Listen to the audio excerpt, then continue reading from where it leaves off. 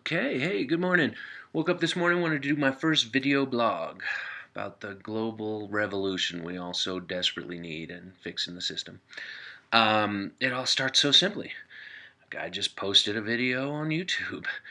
It started out, he's like getting his first blog together and he hits record and his daughter comes in the room and she's upset with him. She's bummed with how he gets all frustrated with the news and everything. She wants him to quit watching the news.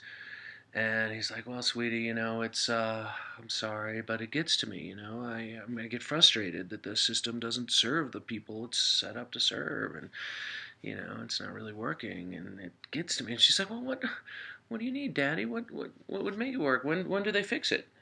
And he's like, well, uh, they don't really. I mean, I guess countries change their little way they run things now and again. Revolutions happen, but they're bloody messes and everything. But as far as the whole system and the whole world goes, we don't really. I mean, we've got NATO and we've got the UN and a couple of alliances, but the leaders don't really get together and try and change how we run stuff.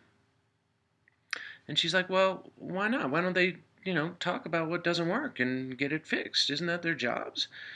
And he's like, well, yeah, they're really supposed to take care of their own people, but not everybody. And they get in this conversation, and it's cute. And he's letting the camera roll because she's just so sweet about it. But she's like, Daddy, on my computer, every couple of years I change the whole operating system. I just upgrade, and it looks a little different, and it takes a little getting used to, but then everything still runs, all my apps run and things work better. When do we do that with the planet? And he's like, well, shoot, I mean, technology marches forward, but sociologically, we haven't changed that for, what is it going to take, Dad? And he thinks about it. He's like, well, I guess all the leaders of all the people would have to get together with some options, some real concrete demands, and options to discuss if it's working, or if they want to keep it the way it's going, or if they want to try something new. They'd really have to.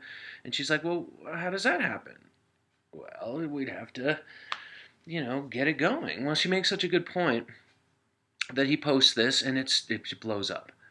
People are like, wow, why don't we change our system? Why don't we get the leaders together, have some sort of legitimate summit of world leaders that discuss different ideas, and they can vote at the end of it to just keep things the way they are and everything's fine and we like it, or they can implement a couple of new systems or tweak the system we have to work a little better. The comments section starts to blow up. This thing goes viral. Everyone wants this big summit.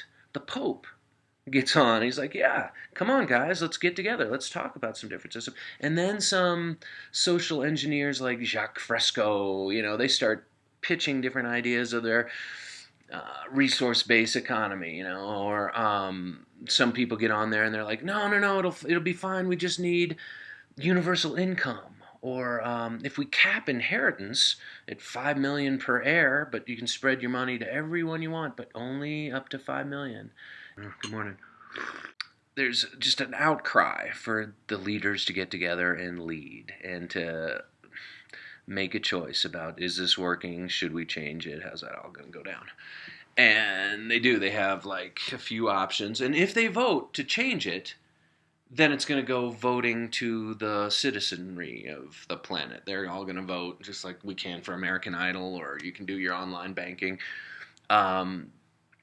But they get together and they have a big summit, and they have to discuss all these options enough. So it takes a little while.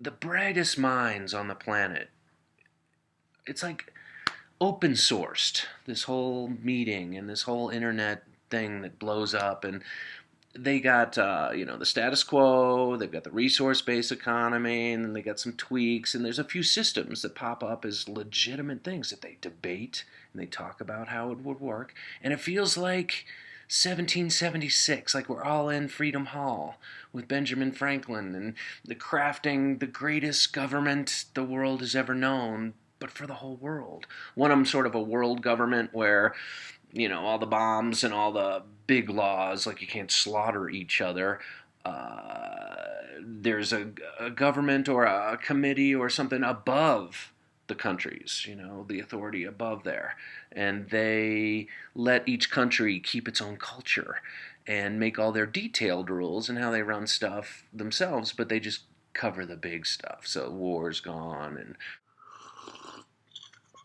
and one of the cool things about this vote that they were going to do, if they were going to vote to keep the status quo and just keep things the way they're going, they had to pick a plan B that they liked the best out of all the options, so that they had the least think about them, analyze them, and then people could have like a point of reference of where to go from here. They're getting ready for the big vote. They've had this thing, and the last thing they do is they have the little girl come up, and they invite her, since she sort of sparked the whole meeting with her questions, and she gets to give a speech to all the world leaders, and she quote something here. I have this up here somewhere. Where was it? My quote from Jefferson. But also know that laws and institutions must go hand in hand with the progress of the human mind that becomes more developed, more enlightened.